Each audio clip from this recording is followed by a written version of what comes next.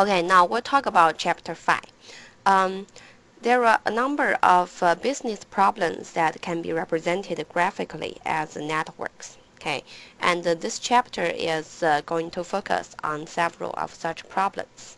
We will start from the very general problem, which is called the transshipment problem, and extend to those special situations like the shortest path problem, in which is kind of like the algorithm that Google Map uses to determine the shortest path from a point to another point.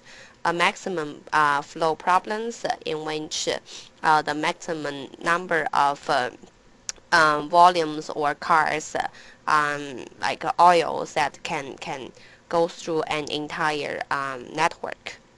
And we talk about transportation problems in Chapter 3, and the way that we solve the transportation problem in Chapter 3 is still the preferred way there, so we won't cover it here.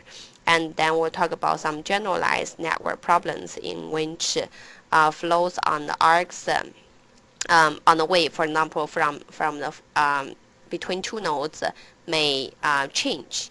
Okay, and then we will briefly talk about the minimum spanning tree problem.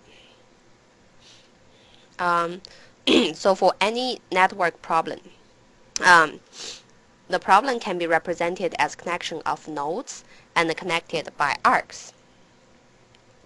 There are three types of nodes: supply nodes and demand nodes. We've already talked about them in Chapter 3 in that transportation problem. So I'll show you here. Remember this problem? That's the transportation problem we talked about in Chapter 3. And we try to determine the least costly way to ship the citrus from 3 groves to 3 processing plants.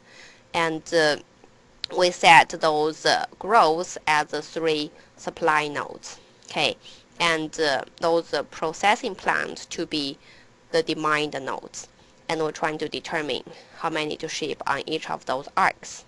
Okay, and in this chapter, we're going to add one more types of node, which is the transshipment nodes, which means that some of the supplies will just go through those nodes, and some of the supplies will stay there, and some will just go through it and go to another node, which may be a transshipment node or maybe a demand node.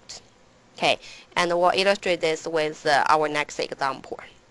And in this chapter, we use negative values to represent supplies and the positive numbers to represent demand. So when you look at the network and you see some negative numbers behind the nodes, beside the nodes, then that means these are supplies.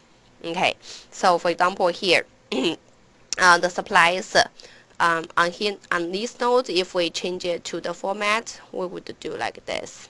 Okay, so these would be the supplies. Okay, so let's look at the first problem, which is problem 5.1. I have the problem description here, and you can please read the problem description first.